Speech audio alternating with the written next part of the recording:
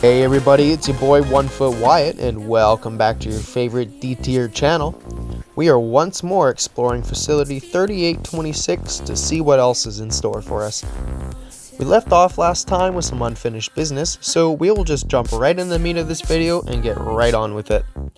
This is part 2 of this crazy out of bounds glitch, however, so if you haven't seen part 1, go check that one out on the channel first. That way you won't miss anything cool and you can actually learn how to do this yourself. Otherwise, let's continue from where we left off in the previous video. We start by heading down this big ass hill until we make our way to the bottom. When we reach the bottom, there appears to be a tidal pool of sorts, which we'll end up using as a bit of a marker for a couple things in the area. Continuing forward a ways, we'll actually approach another level that appears later in game. It's a pretty cool view of the area from up here, being able to see almost the entirety of the level if you get close enough to the cliff. I didn't feel like falling in bounds, so I just kept on my way. And way over there by that statue is Forester Village, where we started in part 1. We have come a long way. And just before moving on, here's a nice close-up of the bridge in this level from up here. Later in the video, we will explore the other side of this bridge, but for now, we're going to double back quickly to that tidal pool that we passed.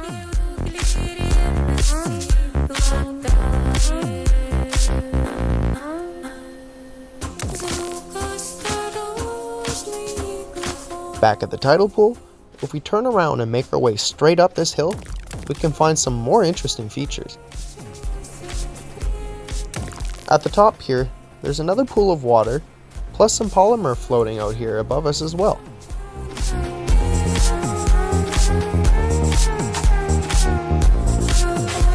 The polymer with branches around it acts like an invisible wall, and it can't be entered. But the bits below don't, and can be walked right through. Crazy enough, the fish inside are still animated, even though we can't technically swim in here.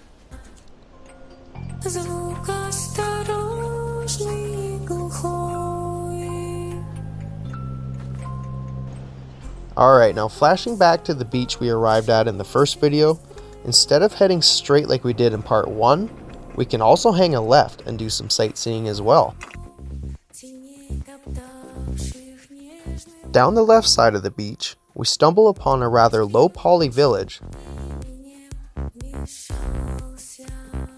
Not only this, but the village presents us with a couple routes to take. Left here leads to the level we were at earlier, just on the opposite side.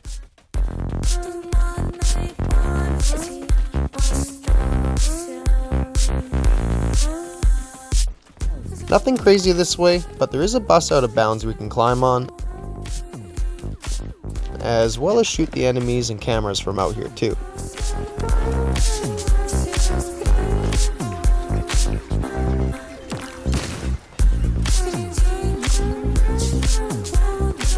Doubling back to the village, if we head right up the hill instead, we can actually wander through the rest of the village in its entirety and ultimately stumble upon what appears to be a beach submarine.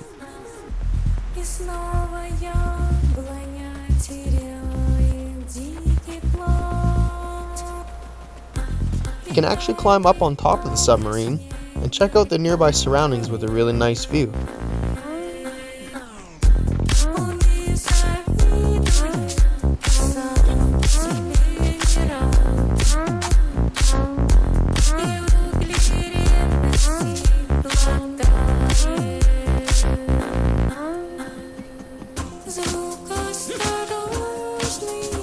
Strangely enough, the polymer up on top of the submarine can actually be swam in, although you can't ever get here during normal gameplay, as far as I'm aware.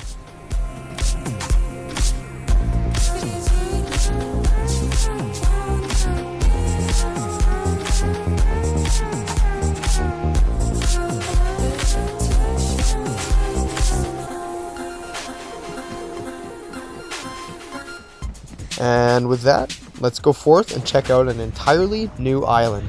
Now, all the way to where we first dropped out of bounds in the very first video. If we were to hang a left in the out of bounds ocean instead of going straight across like last time, we can actually reach an entirely separate island with its own goodies worth exploring.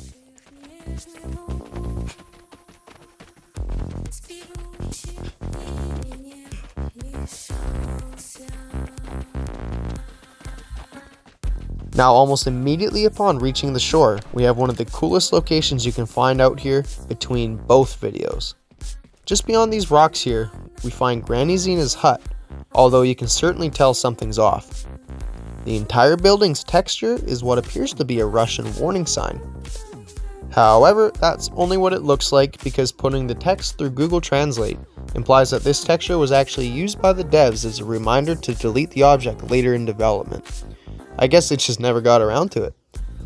Strangely enough, Google made a handful of different translations, and they all kind of imply the same thing. One weird translation even says it's giving evidence, which kind of has no business being as funny as it is. And just to be sure, I checked up in the attic and photo mode to make sure I didn't miss anything, and it's just more of the same. So let's carry on. Continuing with our journey, we walk right past Granny Zena's hut and towards a nearby road.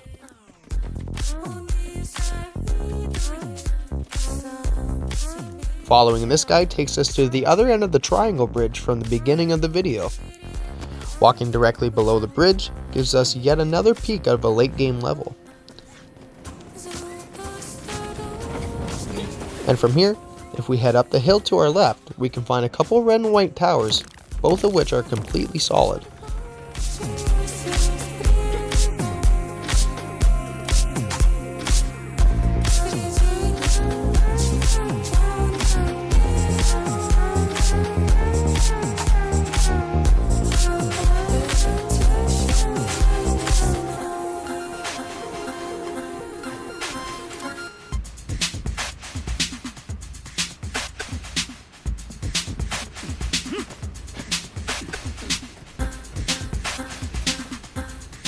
So the rest of this island is a bit more on the barren side, so I'll just kind of zip to the few interesting spots that I thought were worth mentioning. Firstly, and not far from the bridge and towers we were just at, we can climb all the way up this mountain to this island's giant statue.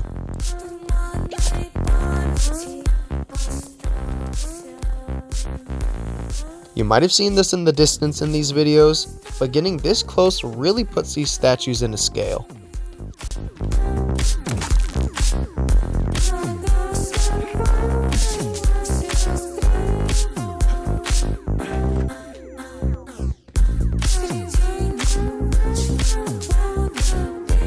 Secondly, I decided to see just how far I could go left and beyond the island we're currently on. And shockingly, there's another huge landmass behind this one. However, I wasn't able to find a way to climb up, so unfortunately this mountain is left unexplored. I could make out though that there is a level at the very top of this other landmass, so I guess you do visit there at some point later in the game. And last but not least for this island is a few cool coastal locations. On the far right of this island, we're met with a cool mini fishing village.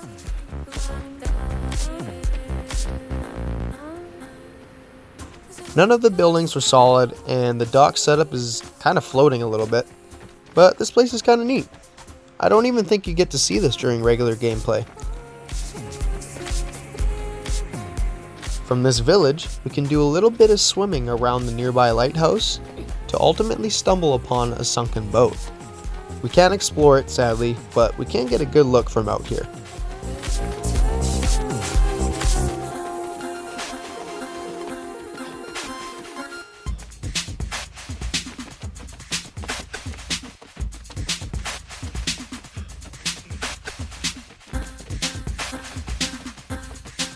On the way, I noticed this kind of black mass floating in what would be the ocean.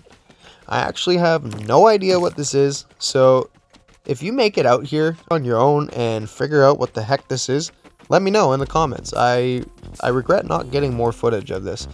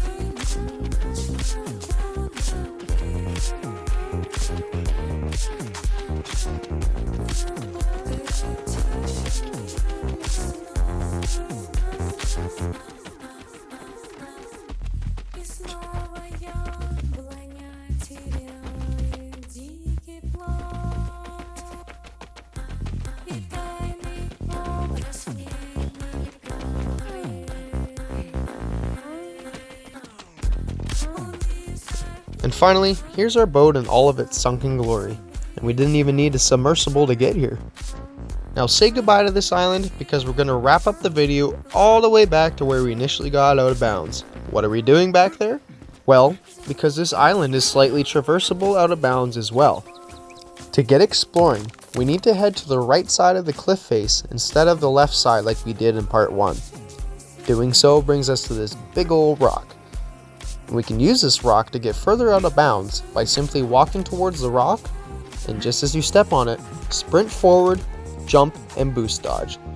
This should give you enough height to grab the ledge to your right and climb right up. And from here, we're basically home free. You can make it to where we're going by getting out of bounds like we did initially, but going this way we get to go through a bit of a tiny forest before dropping to the beach below. There is a couple falls we make where we have to wait to charge our health again.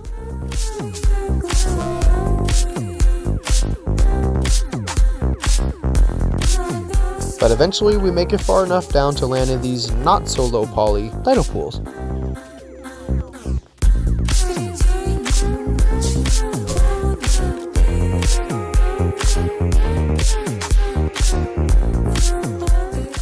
So when I came down here the first time, I was able to simply walk into the water and actually just jump along this bit of jagged terrain to continue along the shoreline. But strangely enough, it also had an invisible wall introduced with the DLC update, just like the original way out of bounds in part 1. But that's okay, because all we need to do is turn around and drop down the hole that appears in front of us. From here, we just keep following the shoreline to the right.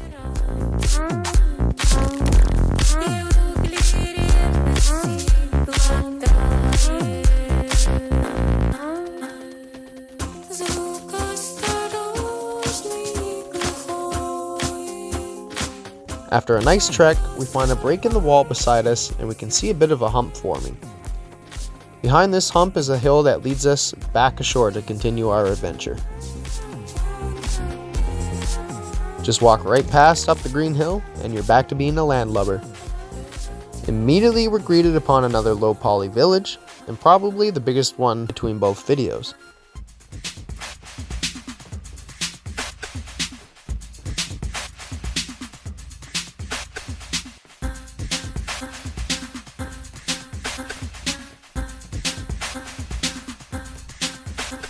We could see another building way off in the distance too, which of course I went and checked out.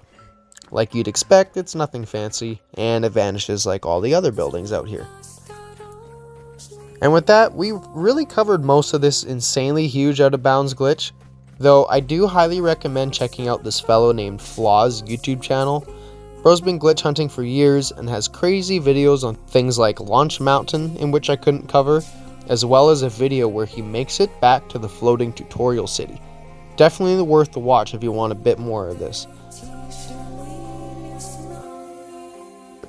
But just before I wrap up the video, let's just do a quick speed run of the rest of this island till we reach the edge of the map. After all, we've come this far, haven't we? Let's start sprinting.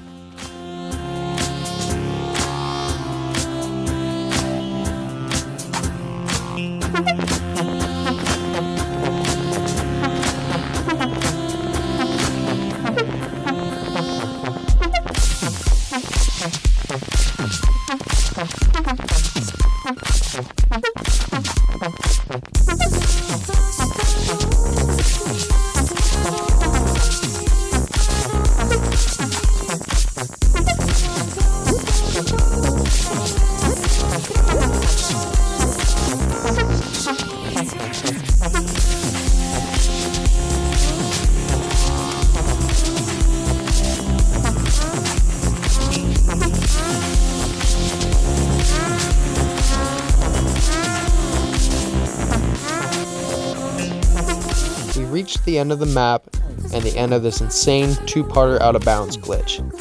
It's been quite the journey, and I thank each and every one of you for coming on this journey with me.